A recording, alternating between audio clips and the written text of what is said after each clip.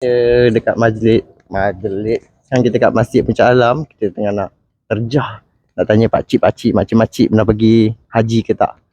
Tu kalau ada sporting kita dapat bagi hadiah lah. Kita punya sunglass see through by Mata by Optometrist. Satu soalan lagi, pakcik tahu tak Mata by Optometrist dekat mana? Mata ni tahu kat ni Puncak Bestari. Betul. Okey. Itu kan kita ada hadiah lah untuk pakcik sebab pakcik sporting. Ni kita ada sunglasses lah. Alright, terima kasih. Makcik pernah pergi haji kan? Apa tips untuk orang pergi haji lepas ni? Persediaan lah. Persediaan yang pertama tu kena betulkan diri sendiri. Niat kena betul kan. Lepas tu kena jagalah apa yang perlu buat, amalan. Walaupun benda-benda sunat. Kalau yang benda-benda macam puas ke, benda yang kita boleh elak, kita elakkan lah.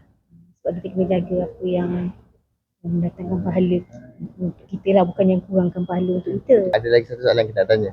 Kita tahu tak kita punya Mata by Optometrist ni kedai dekat mana? Okey, ni saya bagi tahu lokasi kita dekat depan Lotus dekat Puncak Bestari. Situ kita buat untuk cek mata lah, buat cermin mata. Okay, Buat mata. baru lagi bulan 3 ke baru sangat. Kau nak buat datang situ. Kebanyakan orang nak pergi haji buat persiapan. Cek mata kita cek mata detail lah, luar dengan dalam mata sekali. So ni kita ada hadiah sikit lah untuk cik. Ni ada untuk makcik sporting kan.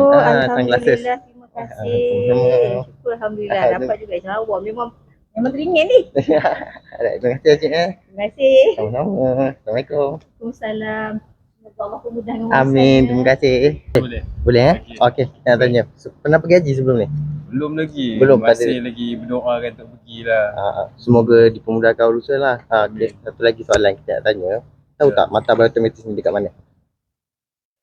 Saya selalu nampak iklan dia dekat simpang 3 depan tu. Tapi saya tak pasti dekat mana premis dia. Premis dia kita berdepan dengan Lotus dekat Puncak Bestari.